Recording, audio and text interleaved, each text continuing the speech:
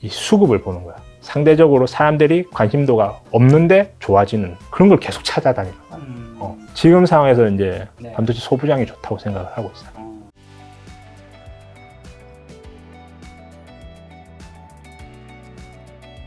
근데 예전에 깡통도 2번 쳐졌다고 언급하셨고 지난 2달 사이 계좌가 이제 반토막 정도 났잖아요. 네. 투자 심리가 굉장히 흔들릴 텐데 그럴 땐 좀 어떻게 하세요? 저는 끊임없이 제 자신을 이제 훈련을 하거든요. 제 마인드 네. 컨트롤과 정신을. 지금 이제 국장 투자하시는 분들이 굉장히 지금 정신적으로 힘들어하고 우울증 증세를 보이는 분 굉장히 많을 거라고 저는 생각을 하고 있어요. 근데 제가 이런 상황에서도 제가 믿는 거는 이런 한국장이라도 이런 코스피라도 결국 주가는 실적에 수렴하더라는 거죠. 이런저런 말들을 좀 많이 드렸는데 제 말에서 이 이야기를 듣는 분들이 이거 하나만 딱 건져가셨으면 좋겠어요. 자, 이런 국장이라도 결국 주가는 실적에 수렴하더라. 왼쪽은 이제 삼성전자, 이제 삼성 SDI. 이게 길게 보면, 이걸 정말 차트를 길게 이제 본 거예요. 이 밑에 그래프는 이 파란색은 이제 매출액의 이제 추세를 보는 거죠. 이 빨간색은 회사가 벌어들인 영업이익을 막대 그래프로 이제 보여주는 거. 보기 편하도록 제가 이걸 그래프를 좀 합쳐놓은 거예요. 자, 이런 국장은 뭐죠? 지금 모두가 지금 떠나고 있는 지금 상황이죠. 우리나라 주식의 호가창 보면 너무 지금 사람들이 다 미국으로 떠났다라는 것이 지금 느껴져요. 이런 것들. 밑에 바치는 돈이 없어요. 거의. 많은 분들이 이런 국장을 욕하시고, 실제로 지금 8월 5일 폭락 사태 이후로 미국과 유럽, 그리고 다른 선진국의 증시는 거의 다 회복을 하고 오히려 정고점을 돌파하는 흐름을 보여주는데도 우리나라 증시는 매갈이 없고 힘이 없고, 많은 사람들이 지금 욕하고 지금 떠나고 있다는 거예요. 이런 주식. 금투세 문제라던가 거버넌스, 기업 거버넌스 문제 이런 많은 문제들을 이야기하고 있지만 이미 예전 과거보다 우리 주식시장이 계속 이래 왔었어요. 오히려 저는 지금 주식시장이 좋아지고 있는 단계라고 생각을 하고 있어요. 근데 다만 이제 선택의 폭이 넓어지다 보니 꼭 우리나라에 주식 투자하시는 분들이 많이 지금 미국으로 넘어갈 상태고요. 하지만 이런 국장이라도 제가 믿는 건 결국 주가는 실적이 수렴하더라. 저는 이걸 믿는 거예요. 제가 말씀드리고 싶은 건 삼성전자잖아요. 우리나라를 대표하는 삼성전자. 2,000개가 넘는 종목 중에 왜 삼성전자를 투자하셨나요? 대장주고 플러스로 저는 삼성전자를 제일 많이 여쭤보거든요. 왜냐하면 시가총액이 크니까요. 그리고 많은 사람들이 들고 있고 그래서 이제 좀 저점일 때 조금 들어갔었죠. 이 삼성전자로 주변에 혹시 부자가 되셨다는 분 혹시 계신가요? 많지 않죠. 부동산으로 부자 됐다는 분들은 있죠. 많죠. 대부분의 사실 우리나라 사회에서 부를 이루셨다는 분들의 대부분의 분들이 거의 부동산이었던 것 같아요. 통계 자료를 이제 봤는데 우리나라의 어떤 이제 그런 아파트와 비교를 해도 삼성전자 수익률이 월등하더라는 거예요. 그게 이 차트로 보시면 거의 2009년이면 삼성전자가 그때 당시 최저점이 13,000원이었잖아요. 지금 현재 이렇게 지금 욕하고 안 오른다고 욕하는 이제 삼성전자도 현재는 77,000원. 거의 6배 가까이 올랐다는 거죠. 근데 왜 우리는 삼성전자로 부자 됐다는 사람은 거의 찾아보기 힘들고 왜 대부분이 부동산으로 부를 이루게 되었을까? 저는 이렇게 생각을 했어요. 주식 투자가 인간의 본성과 맞지 않구나. 실제로 통계에서는 수익률이 삼성전자가 월등함을 보여줌에도 불구하고 왜 대부분의 사람들이 부동산으로 자산을 이루었을까?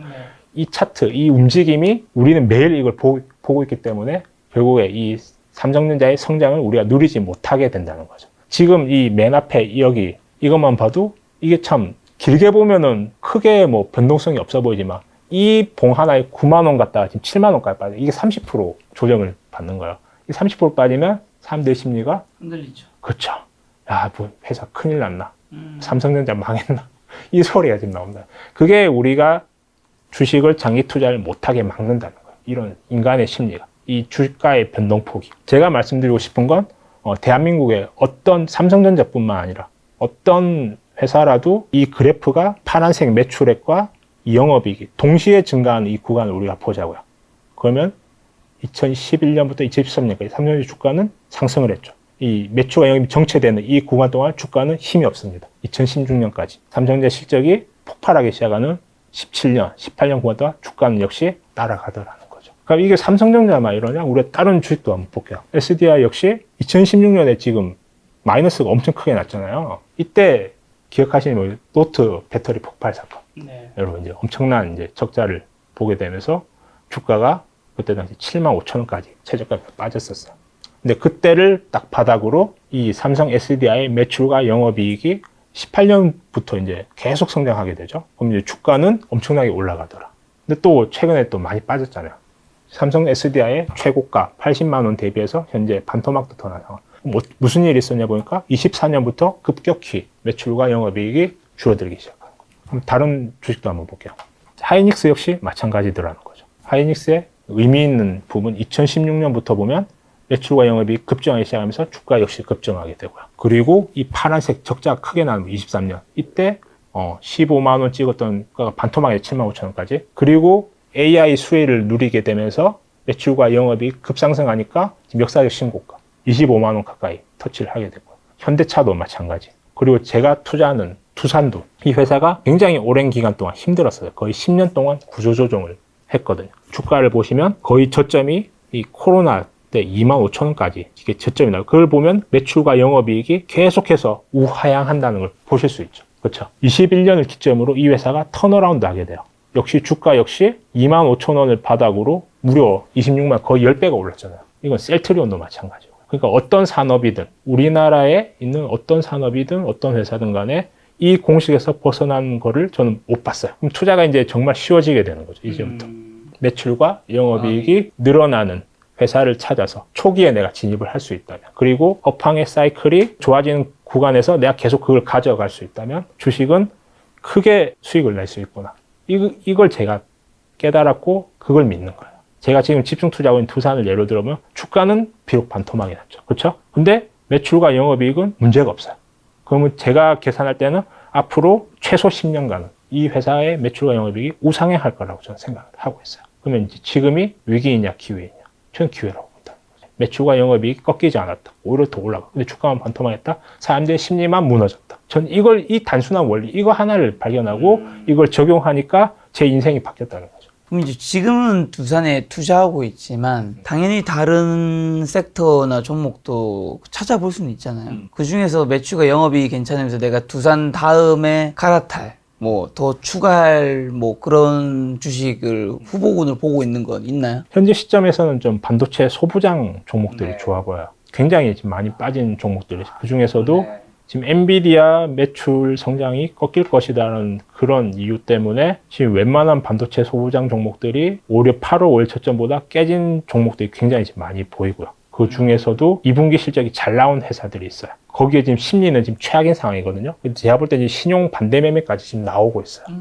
그러게 제가 볼 때 지금 기회이지 않을까. 단지 이제 좀 시총이 작은 건 제가 좀 언급드리기가 조금 그래서 반도체 소부장 중에서 2분기 실적이 잘 나오고 삼성이 이제 엔비디아에 납품을 하게 된다면 거의 수혜 누릴 종목을 찾아서 지금 투자하시기에 굉장히 지금 좋은 시점인 것 같다라고 말씀드리고, 다른 방송들에서 한 5월, 6월부터 제가 건설주를 좀 많이 말씀드렸었어요. 그때마다 건설이 수급이 완전 비어 있는 상황이었거든요. 근데 제가 볼 때는 이제 건설에 대한 리스크가 다 반영이 됐고 이제 앞으로 금리가 인하가 되면서 안정적으로 부채 비율이 적고 PF 리스크에 상대적으로 자유로운 그런 건설사, 그리고 특히 원전의 사이클이 도래했기 때문에 원전 건설을 잘할 수 있는 건설사, 데이터 센터를 잘 만들 수 있는 건설사, 이거에 대한 수혜주로 제가 삼성물산을 말씀드렸거든요. 삼성물산은 오히려 그때보다 지금 거의 15% 이상 올랐어요. 삼성물산뿐만 아니라 제가 말씀드린 건설 섹터에서 현대산업개발, 그리고 GS건설 같은 경우에는 진짜 아무도 관심이 없는 건설 주인데 신고가를 가고 있어요. 원래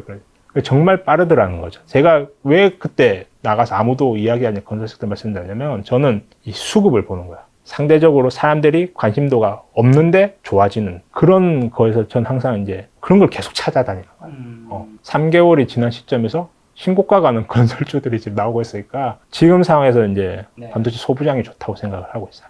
저 작년에 굉장히 뜨거웠던 2차 전지 관련해서 지금 사야 하는 섹터나 종목도 있을까요, 혹시? 제가 이제 삼성 SDI를 기준으로 말씀을 드릴게요. 삼성 SDI 같은 경우에 앞에 그래프에서도 보셨다시피 23년도까지 굉장히 가파르게 매출과 영업이익이 늘어났잖아요. 전체적으로 에코프로를 중심으로 2차 전지에 굉장히 좀 붐이 일어났었죠. 근데 저는 그렇기 때문에 좀 이게 좀 장기간 좀 소외될 거라고 저는 생각을 하고 있어요. 그게 언제까지냐? 매출과 영업이익이 늘어나는 그 시점이 확인될 때까지예요. 근데 이게 전기차 캐즘 구간에 지금 들어왔잖아요.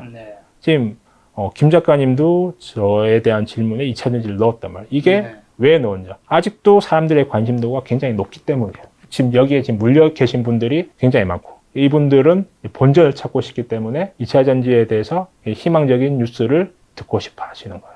제가 말씀드리고 싶은 건 단순해요. 이 주가의 회복은 매출과 영업이익이 다시 늘어난 그 구간을 확인하고 그때 진입을 해야 되지. 삼성 SDI 같은 경우에는 2023년 즉 작년 실적이 피크를 쳤을 때 기준으로 보면 순이익이 약 한 2조 정도. 근데 올해 예상 순이익이 1조 2천억입니다.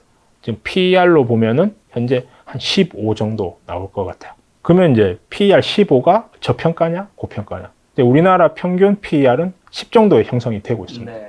그러면 일반적인 주식에 비해서 50% 성장의 프리미엄을 받고 있다는 거죠. 네. 삼성 SDI도. 저는 삼성 SDI가 적정 밸류라고 생각을 하고 있어요. 그러면 이걸 기준으로 일부 양극재 업체라든지 좀 멀티플이 지나치게 좀 높은 거는 피하자라고 좀 말씀을 드리고 있고요. 제가 좋게 보는 건 제가 2차전지에 투자를 한다면 포스코와 LG화학을 눈여겨보고 있어요. 그런데 아직은 아니에요. 포스코는 포스코 퓨처엔가 홀딩스가 있는데 네. 홀딩스. 이제 현재 벌어들인 철강 사업에 벌어들인 이익과 지금 앞으로 이제 미래의 이제 신사업이 부각될 것을 감안을 해보면 주가가 싼 건 맞아요. 그러나 아직은 아니다. 왜냐하면 이 외국인의 관점에서 이 주식들을 바라봐야 된다고 저는 생각을 해요. LG화학 말 그대로 화학주죠. 업황이 별로 안 좋아요. 안 좋은 이유는 중국에서 이거를 물량을 막 찍어내기 때문이에요. 지금 포스코도 마찬가지죠. 이 회사들의 본업이 턴어라운드 하지 않는 이상은 아무리 2차전지 관련해서 신사업이 좋아진다 한들 크게 주가는 오르기 힘들다는 거죠. 그러면 이 본업들이 언제 좋아질까? 아직까지는 알 수 없다고 저는 생각을 하고 있어요. 중국의 이 물량 공세가 언제 끝날지 아무도 모르기 때문이죠. 네.